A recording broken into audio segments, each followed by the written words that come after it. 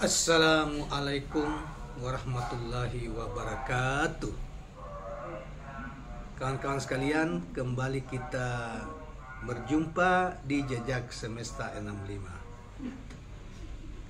Saya berharap bahwa kita semua dalam keadaan sehat walafiat, selalu dalam bimbingan, pertolongan, dan perlindungan Tuhan yang Maha Kuasa, Tuhan semesta alam, Allah Subhanahu wa Ta'ala.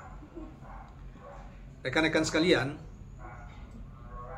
pada kesempatan ini kembali saya hadirkan suatu berita yang menarik, berita yang berasal dari kubu Capres Prabowo Subianto dan Partai Gerindra yang hari ini melakukan konsolidasi besar beberapa kecamatan digabung di Jawa Barat, yaitu tepat di Kabupaten Bogor, yang kemudian Prabowo memang tidak hadir secara fisik, tetapi dia menyampaikan pidatonya secara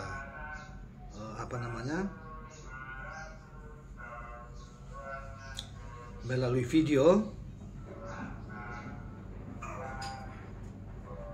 dan dia mengatakan bahwa dia semakin yakin dengan bergabungnya dia pada rejim Jokowi.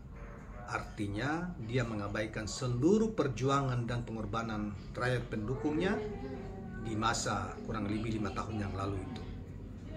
Nah, sehingga dia lebih percaya, yakin dan percaya bergabung, langkah yang tepat bergabung dengan Pak Jokowi dan meninggalkan pendukung-pendukungnya kurang lebih 4 tahun atau 5 tahun yang lalu.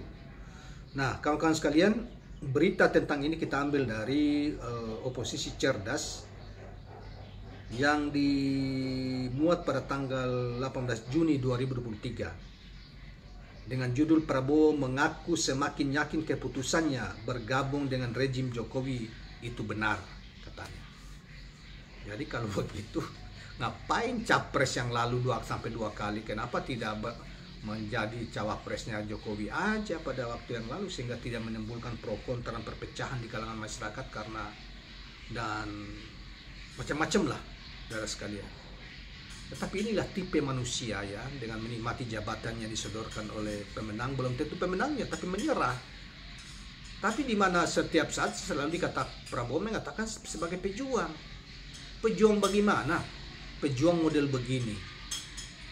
Apa momentum politik digunakan untuk ini, tetapi berkompromi dan akhirnya bersandar pada pada pemenangnya. Atau diyakini menang, tetapi dia tidak memperjuangkan keyakinannya.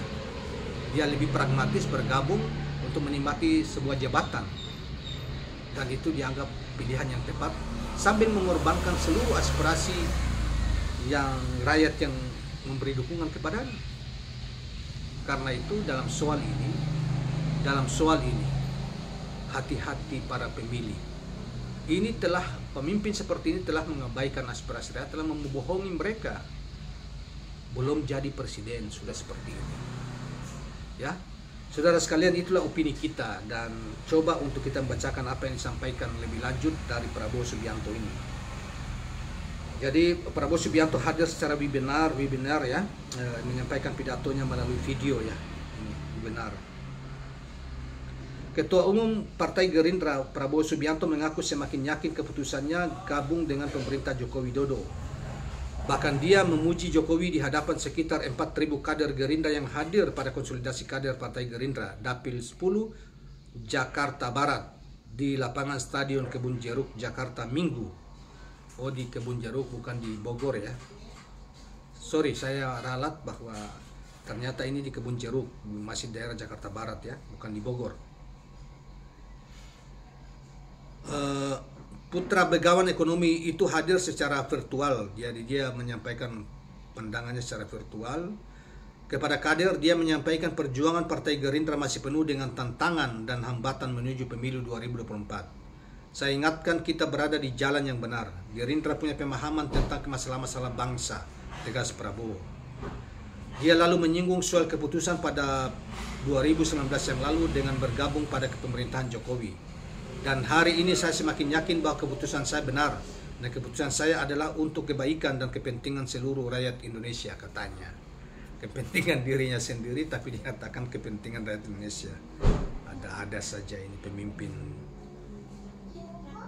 Setelah hampir 4 tahun bekerja bersama Presiden Jokowi, melihat dari dekat, saya yakin komitmen beliau kepada kepentingan rakyat Indonesia. Karena itu Gerindra tak boleh ragu menghadapi hari-hari, minggu-minggu, dan bulan-bulan mendatang. Saya minta saudara untuk turun ke jalan, yakinkan rakyat, katanya. Itulah sebagian petikan pidato yang dimuat di dalam pidatonya Pak Prabowo, yang berapi-api, yang dimuat di dalam, yang dipetik oleh oposisi cerdas yang kita sajikan kepada Anda sekalian. Tetapi kita, saudara sekalian, ya, pandangan saya bahwa seorang pemimpin yang pernah mengkhianati gerbong besar dari rakyatnya, dan jutaan orang, bukan 1-2 orang yang dikhianati, dibohongi dengan alasan untuk kepentingan bangsa dan negara, padahal untuk kepentingan dirinya sendiri, bisa jadi mau balik modal apa, bergabung ke sana menjadi Menteri Pertahanan, portofolio diberikan, merasa senang luar biasa karena punya jabatan dan lain sebagainya. Nah, kita sesalkan adalah kalau itu targetnya, ya, kalau itu, mengapa Anda calon presiden? Mengapa tidak saja bergabung sejak awal, pada minimal pada periode kedua itu menjadi cawapres, dan konon kita dengar bahwa pernah ditawarkan itu. Dan setelah rakyat berdarah-darah, ada yang tertembak itu kan untuk pertahankan kepentingan Prabowo itu di depan Sarina dan lain sebagainya ketika memprotes KPU dan Bawaslu. Hari ini mengatakan saya yakin saya bergabung dengan Prabowo itu dengan Jokowi itu jalan yang benar. Itu kalau diucapkan oleh orang lain, seorang menteri yang lain, tidak ada masalah. Tetapi Anda adalah kompetitor di Pilpres.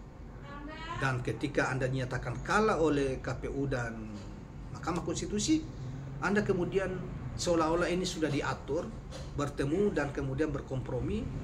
Oke, saya terima Menteri Pertahanan dan Menteri apalagi waktu itu, Menteri Perikanan itu, satu kader Gerindra kemudian satu tahun kemudian ditangkap oleh KPK karena korupsi dari Gerindra, ya. Yang hari ini kemudian mengeluh-elukan, saudara, mengatakan bahwa apa pilihan Anda tepat. Pilihan pengkhianatan terhadap pendukung Anda ketika di Pilpres itu dianggap tepat.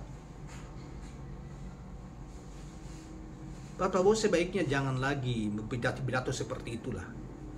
Calon dan sudah bergabung dan calon aja, supaya paling tidak orang masih mengingat Anda, masih bersimpati kepada Anda, masih kasihan terhadap Anda karena mengejar jabatan dengan alasan perjuangan. Seorang pejuang tidak pernah hentinya. Tidak salah sebetulnya, tetapi orang kemudian banyak juga mencibir, tidak pernah lelah. Tidak malukah seperti Ibu Mega kepada Ibu Mega, tidak malukah kepada Prabowo Subianto, kepada Surya Paloh. Mereka adalah pemilik partai yang besar seperti Anda, tetapi mereka lebih pada memberi perhatian kepada kader-kader mereka yang lebih fresh, lebih muda, dan dianggap juga mampu menyiapkan kader mereka untuk bertarung di Pilpres yang akan datang. Dan tidak malukah kepada Zulkifli Hasan dan apa-apa yang, walaupun dia ketua partai, dia tidak mencalonkan diri juga sebagai cawapres atau yang lain, dia mendorong orang lain, walaupun banyak orang juga memberi perhatian, memberi komen yang negatif terhadap Zulkifli Hasan karena dianggap bahwa diduga Erick Thohir sudah terlalu banyak keluar duit kepada PAN membantu, dan untuk menghadapi Pilpres yang akan datang, maka Zulkifli Hasan dan PAN-nya itu mendorong Erick ini, menawarkan Erick Thohir sebagai cawapres ke berbagai tempat, baik termasuk ke Prabowo maupun ke PDIP. Nah, jadi saudara sekalian, itulah yang terjadi kayak kita lihat. Bagi siapapun tidak ada masalah, tetapi bagi Prabowo yang karena jabatan Kemenhamkan itu kemudian dialas dengan katanya untuk kepentingan nasional, maka dia meninggalkan begitu saja mereka puluhan juta orang yang telah memberi dukungan dan memberi harapan kepadanya tanpa AUA. Pemimpin seperti inikah yang kita butuhkan di masa yang akan datang? Kalau saya tidak, saya dulu sudah pendukungnya. Saya dengan keluarga setiap 3 kali dia calon kita memilihnya. Tetapi kali ini tidak. Karena kesalahan besar yang dilakukan bahwa ini seorang pengkhianat, bukan seorang pejuang sebagaimana yang dia gembar-gemborkan. Kira-kira itulah pesan kita pada tanggapan kita terhadap apa yang disampaikan Prabowo pada hari ini. secara virtual terhadap di depan kader-kader mereka yang berkonsolidasi. Terima kasih kawan-kawan sekalian, jangan lupa subscribe, like, dan share channel ini. Assalamualaikum warahmatullahi wabarakatuh.